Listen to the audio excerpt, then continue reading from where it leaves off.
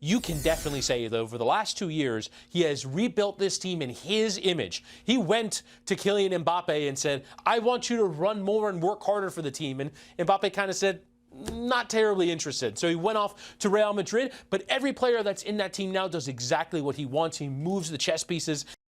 Paris Saint-Germain are in pretty good shape going into the Champions League final against Inter on Saturday. They had ideal preparation in last weekend's Coupe de France final against Reims.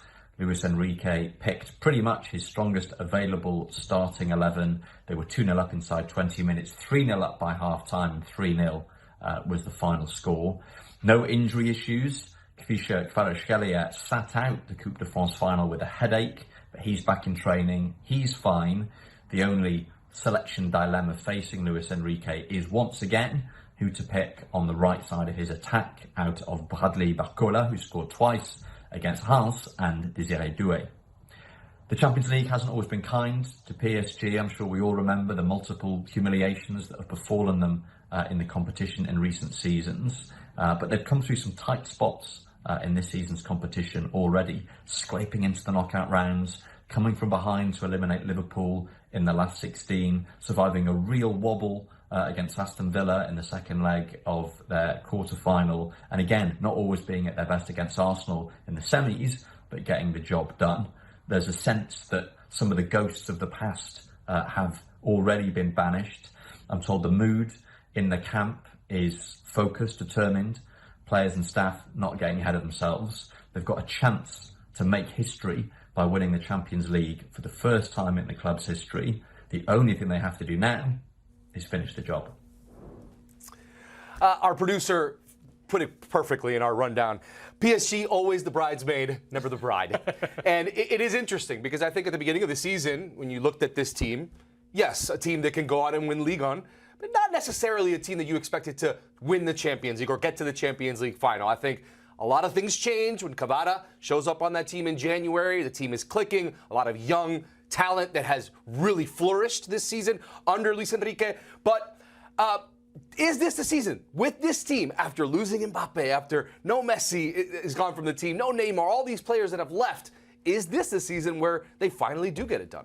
I think it is. I really do think it is, because we saw, as you mentioned, this side got to the Champions League semifinal last season, but Mbappe was still there. The big question coming into this season was it was going to be a more egalitarian approach. It wasn't going to be one guy scores you all the goals. It was going to be a more spread out attack. But was that going to work? Is it the kind of the classic Moneyball joke, which is, can we recreate Giambi in the aggregate? Can we recreate Kylian Mbappe in the aggregate? And they have more than done so. They have created a genuine team ethic. They have genuinely created a team that I think is among the most difficult to play against in Europe. When we saw what they did to Liverpool, particularly in that first leg, when we saw what they did to Aston Villa, particularly in the away leg, and even in the first half of the second leg as well, I just think they have been much better than most of the teams that they've come up against. They were decided favorites against Arsenal, and then they converted the victory, I thought, really comprehensively over the course of the two games.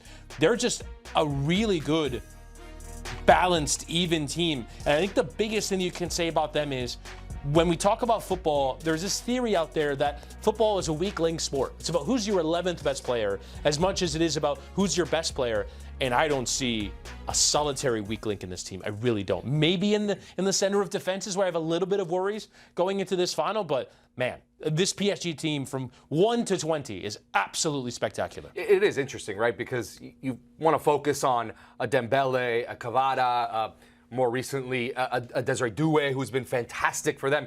But really, it's been the middle of the park, I think, all season long with the Vitinha and the different players that they have in that midfield that have just been so good and really controlled games in the Champions League. Without question. I think, and honestly, when you talk about Vitinha, it's an interesting story because we can sort of talk about him now as one of the great midfielders in the game. You watch him in big games. I remember last year we covered the quarterfinal and the semifinal, Ray Hudson and myself, and every time we took the headsets off, we're like, man, this Vitinha, where did he come from? And the answer is he was at Wolves, and didn't really work out at Wolves. He wasn't a great player for Wolverhampton Wanderers, and yet here he is dominating in PSG. And I think part of it is because of the work that Luis Enrique does from a player development standpoint. We talked about it earlier with Enzo Maresca. I think when you're in these sorts of moments and you're building a genuine team ethic and you're signing younger players as opposed to ready-made stars, you have to work on the players to make them better. Vitinha has gotten better. João Neves has gotten better. And I think you talk about Fabian Ruiz, who for me is the completely unheralded player in that midfield.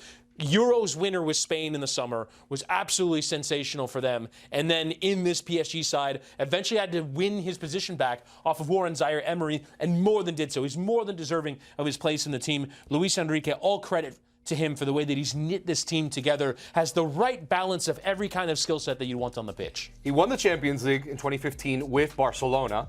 Would you say that this is an even bigger achievement with this squad if he should win Champions League? I think you can definitely say it's more of his own. Because when you were managing Barcelona in that period, you were kind of inheriting Guardiola's work, especially from the late 2000s, the early 2010s, and the team, not to say that it manages itself, because they didn't go and win the Champions League with every coach that they had, whether it was Martino or Villanova or whomever. But at the same time, when Enrique took over, he did a good job at Barcelona, but I don't think anyone ever really gave him the credit. And then from there, he's gone to other places. Spanish national side, didn't really achieve great results.